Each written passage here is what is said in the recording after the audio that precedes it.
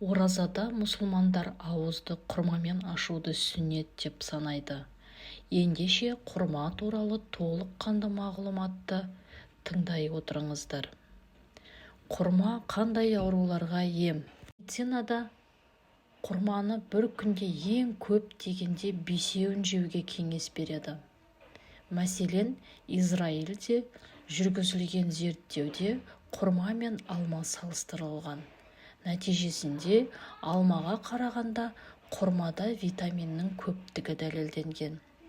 Дәрігерлер тіпті тәтті әрі зиянды кәмпиттерді құрмамен алмастыруға кеңес береді. Сонымен құрма 21 түрлі жағдайда адам ағзасына шипа береді екен. Құрамында калий мөлшері өте көп. Ол жүректің қалыпты жұмыс істеуіне пайдалы. Бұл өз кезегінде жүрек аурулары мен талмасының алдын алады. Бауырды токсиндерден тазалауға көмектеседі. Сондай-ақ цирроздың пайда болу қатерін төмендетеді. Бауыр фиброзы белгілерін жеңілдетеді. Аш қарынға желінсе, ішектегі бауырдағы құрттарды өлтіреді. Құрма көз жанарының көру қабілетін жақсарта алады. Сәбіздегідей оның құрамында А дәруменінің мөлшері көп. Егер өзіңізді сергек әрі қуатты сезінгіңіз келсе, құрма жеп тұрыңыз. Бар болғаны 3 құрма жесеңіз бір күнде жетерлік энергия ала аласыз. Құрма бұл асқазан функциясы бұзылған кезде ас қорытуға таптырмас өнім. Оны асқазан ішек жолының аурулары, тіпті асқазан жарасының профилактикасы үшін де пайдаланады. Араб әйелдері көп ғасырлар бойы құрманы ерінің күш-қуатын арттыру үшін қолданып келеді. Ол үшін жемісті ұнтақтап, ерлердің кофесіне қосады. Бұл өнімнің құрамында құмарлықты, жыныстық қабілетті арттыратын түрлі амин қышқылдары бар екен. Шаш сынғыш болса, тері құрғаса, әжім ерте пайда болса, құрма жеу қажет. Оны косметикалық маскалар құрамына қосуға болады.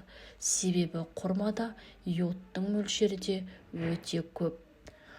Құрманы сүт араластырып, қалампыр қосып ішсе, өкпенің қабынуы сияқты тыныс жолдарына шипа екен. Құрманың құрамында танин көп болғандықтан дене жарақаттарын тез жазады. Адамдарды арықтатады. Егер күрішпен бірге пісірсе, семіртеді. Құрамында А, Е, Б дәрумендерінде бай. Алмадағы темірдің 2 есесі құрмада табылады. Сол себепті қан аз болған кісіге көп жеуіне кеңес беріледі. Жаңа босанған ана үшін таптырмас жеміс, өйткені ана сүтін көбейтіп құнарландыра түседі. Сондай-ақ ол обыр дертіне қарсы пайдалы. Құрамында микробы жоқ жеміс.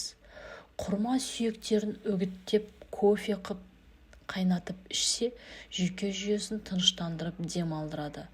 Сонымен қоса құрманы жатардан бұрын жесе, сол ауруына қарсы өте пайдалы. Жүктілік кезінде көптеген әйелдің біраз уақыт жүрегі айнып, және де физиологиялық өзгерістер жүреді. Нәтижесінде ағзада калий жетіспеушілігі басталады. Сондықтан жүкті әйел құрамында осы элементі бар тамақтар жеуі тиіс. Калий құрмада көп мөлшерде бар деуге болады. Ол болашақ ананың ағзасындағы судың тепе-теңдігін сақтауға көмектеседі. Калий ағзаға, миға қажетті оттегін алуға көмектеседі және де ойдың сергектігін қамтамасыз етеді. Мұнымен қоса ағзаға қажетті суды және де бүйректегі қалдықтар мен зәрдің шығуын реттеп отырады. Ағзадағы жеткілікті калий жоғары қан қысымын болдырмай, дененің терісіне жақсы әсер береді. Құрмадағы тағы бір минерал ол темір. Ол қанның қызыл жасушаларындағы эритроциттер түзуші гемоглобиннің жұмысын реттейді. Қан аздықтың алдын алады. және де баланың дұрыс жетілуіне көмек береді. Эритроциттер оттегі мен көмір қышқылды алмастыруды маңызды рөл атқарады. Құрма темірге бай, сондықтан да күніне 15 құрмадан артық жеген адам ағзаға қажетті темірді алған болады. Құрмада кездесетін кальций және фосфат қанға мен тіреуіш әрі қозғағыш аппараттарының дұрыс қалыптасуын қамтамасыз етеді. Бұл жемісті үзбей жеу ағзаны сынғыш сүйек пен остеопороздан сақтайды. Құрманы әсіресе экологиясы нашар аудандарда тұратын адамдарға жеуге кеңес беріледі. Құранда құрма туралы не делінген?